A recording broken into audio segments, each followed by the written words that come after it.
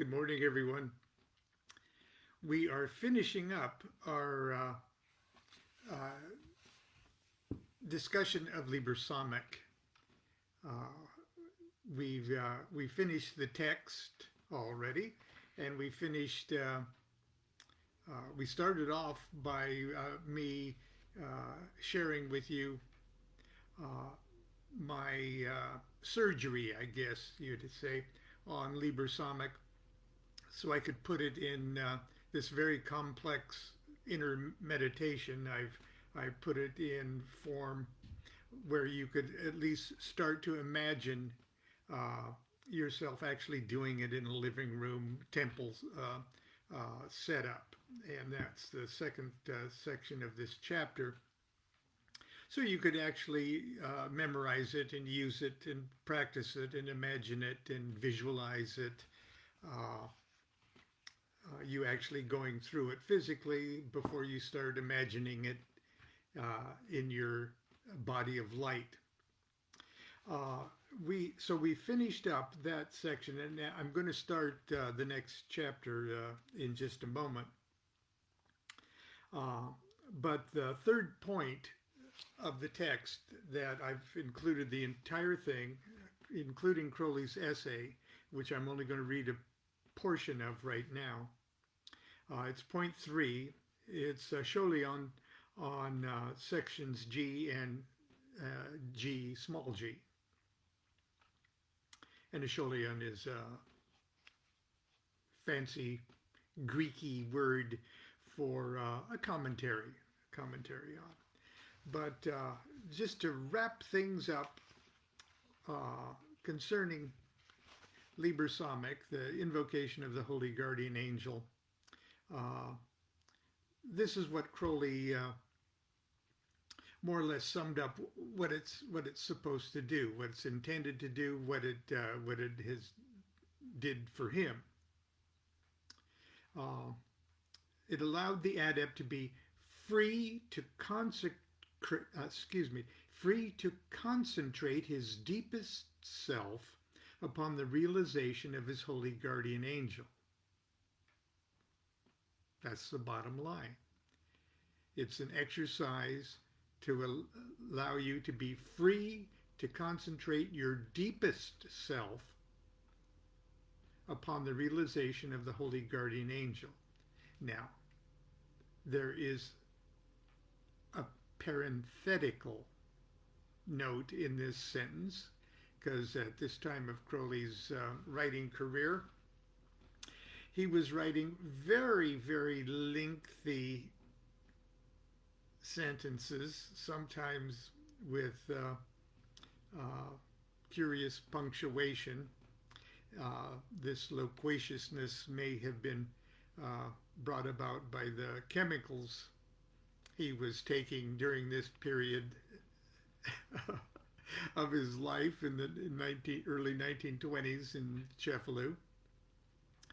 But the original sentence read like this: the adept will be free to concentrate his deepest self, that part of him which unconsciously orders his true will, upon the realization of the holy guardian angel.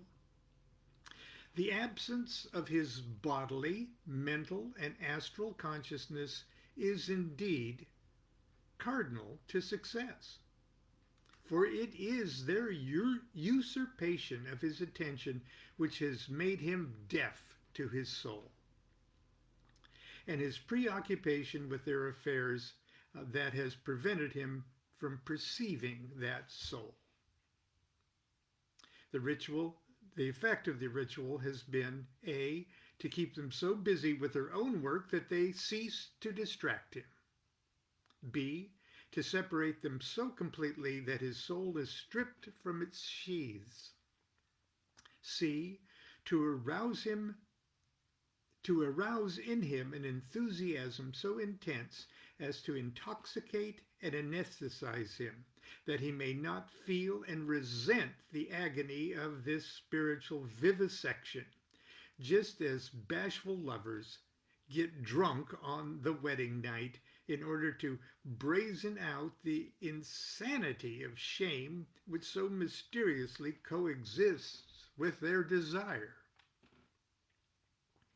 D.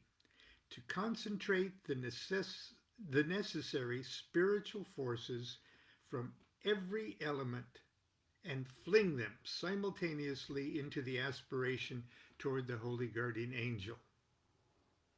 And finally, to attract the angel by the vibration of the magical voice which invokes him. Okay. Well, that's where we're going to leave Liber Samekh. You can read the entire Scholion of Crowley's comments, not only in this book, but in Book 4 and Magic in Theory and Practice. But now we're going to move on to Chapter 9, the Solar Rites.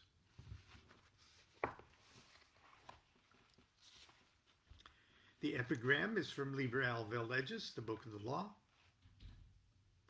There is a secret door that I shall make to establish thy way in all the quarters. These are the adorations as thou hast written.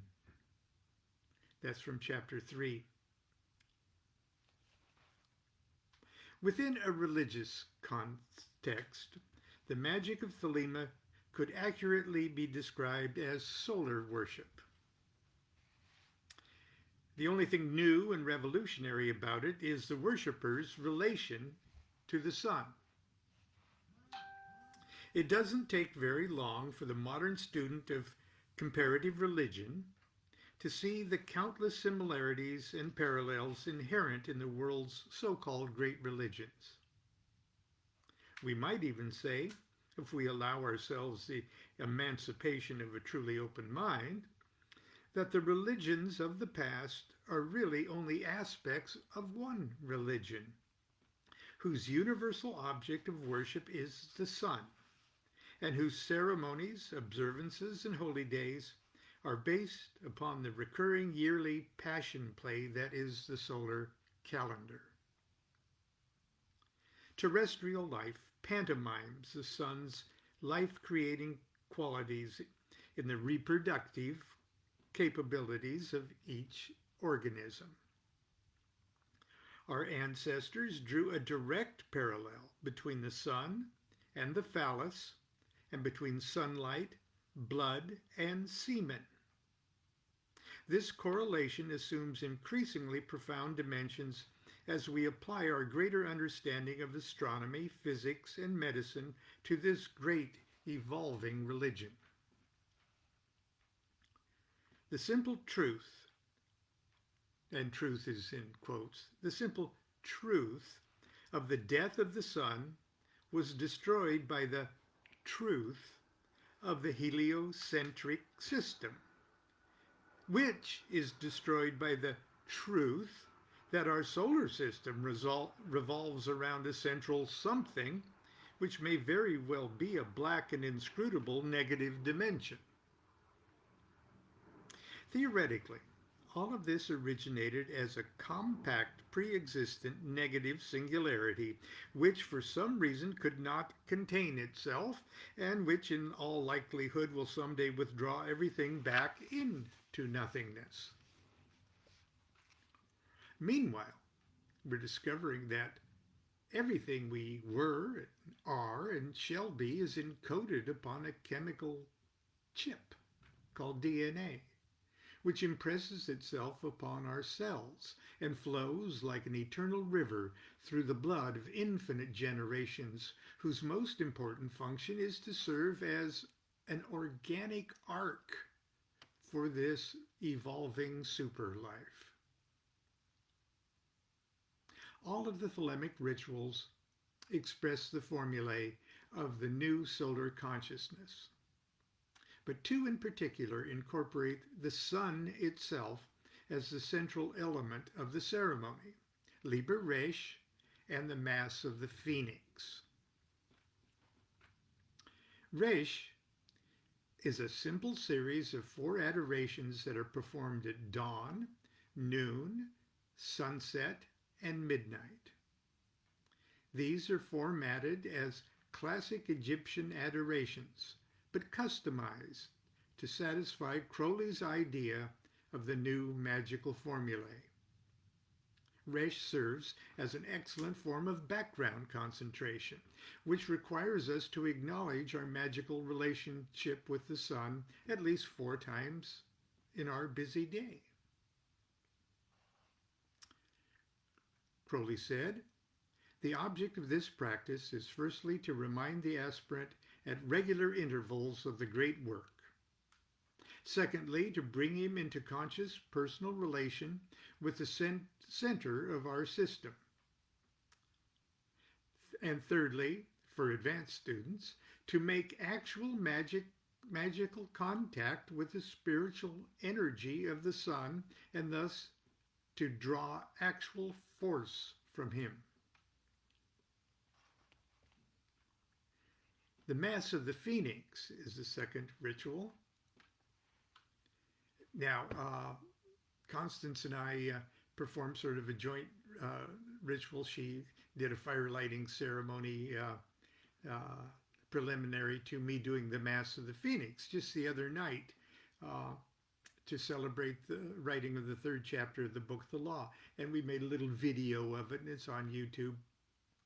And I just posted it again just a few moments ago before I started reading. So if you want to see a Mass of the Phoenix, or at least a Mass of the Phoenix done in a DuQuette way, you might want to scroll down just a couple inches on my site here and replay that. The Mass of the Phoenix is a Eucharistic ceremony created to be celebrated at sunset in order to fortify the magician's awareness of the sun during the nighttime journey. Like the star ruby and the star sapphire, it first appeared in print in the Book of Lies, where it was positioned as chapter 44. Okay, 44 is the numeration for the Hebrew word for blood, which is spelled Daleth Mem. So, Mass 44. Because there appears to be an element of self-mutilation in the Mass of the Phoenix, there continues to be considerable misunderstanding about the ritual, and outrageous statements by extremists on both ends of the magical spectrum have caused many serious students to avoid it altogether. Crowley wrote in chapter 20 of Magic and Theory and Practice that the Mass of the Phoenix is, quote, should be performed daily at sunset by every magician, unquote. Did he really expect us to risk our health by slashing our chests open each evening? I confess that as an overzealous young fool, I celebrated the Mass of the Phoenix using a surgeon's scalpel in place of the burin to, quote, make the proper sign. To my amazement, the blade painlessly disappeared almost entirely into the flesh of my chest before I realized what was happening. The cut was extremely clean, and for a moment there was no bleeding whatsoever. Then it came, quickly running in a thick stream over the front of my body. Determined to complete this ceremony, I tried to, quote, staunch the blood with the cake of light, only to have it disintegrate in my fingers in a flood of warm blood. The sun was half obscured by the horizon, and its soft orange light bathed my blood-soaked chest and fingers. I bolted for the bathroom as I nervously parroted the final lines of the ritual. With mirth I now go forth, and with thanksgiving to do my pleasure on the earth among the legions of the living. I was frightened, agitated, injured, embarrassed. I did not feel very spiritual. Let the blood of my sacrifice wash you clean of any temptation to do such a stupid thing to yourself. It's obvious from the text that the magician is to actually draw blood in order to consecrate the cake of light before consuming it. But nowhere is it indicated that pain, scarring, or injury is a required element of the ceremony. It's a Eucharist and not a ritual of self-mutilation. An excellent way to make, quote, the proper sign, unquote, and the proper sign is either the mark of the beast, a small X in a circle, or simply a small cross. An excellent way to make the proper sign is to use the machinist's scribe, a rod of steel tapered to an extremely sharp point. It's easy to sterilize, and if one is careful, it's possible to lightly scratch the symbol on the flesh. It'll remain visible for a few hours. By applying just a little more pressure to a small area of the scratch, this tool will break the skin just enough for a tiny drop of blood to rise to the surface. This fulfills the literal interpretation of the ritual without harm to the magician, and allows him or her to concentrate on the real purpose of the ceremony, namely a solar Eucharist. The ideal setting for the Mass of the Phoenix is outdoors or before a window open to accommodate the view of the setting sun. The ritual is so brief that the magician can begin as the sun first touches the horizon and have time to charge the blood on the chest with the last rays of the setting sun. This solar concentrated holy blood is then trapped in the cake of light and eaten by the magician. When the Mass is over, the essence of the sun is safely sheltered until dawn in the body of the magician. If performed regularly and over a period of time, the body of the magician will be renewed cell by cell by this divine solar nourishment. It is rare for someone to have a lifestyle which could accommodate the perpetual celebration of the Mass of the Phoenix, but it's an excellent component in the daily regimen of a magical retirement. Resh is so short that it can be performed at least in an informal format almost anywhere, and Crowley urged his students never to admit its observance. Okay, I know that's a little short, but that's the introduction. Tomorrow we will talk about Liber Resh in more detail, and after that we'll talk about the Mass of the Phoenix. This is all in Chapter 9 of the Magick of Aleister Crowley, Handbook of the Rituals of Thelema. It's Thursday. We're in between shopping trips.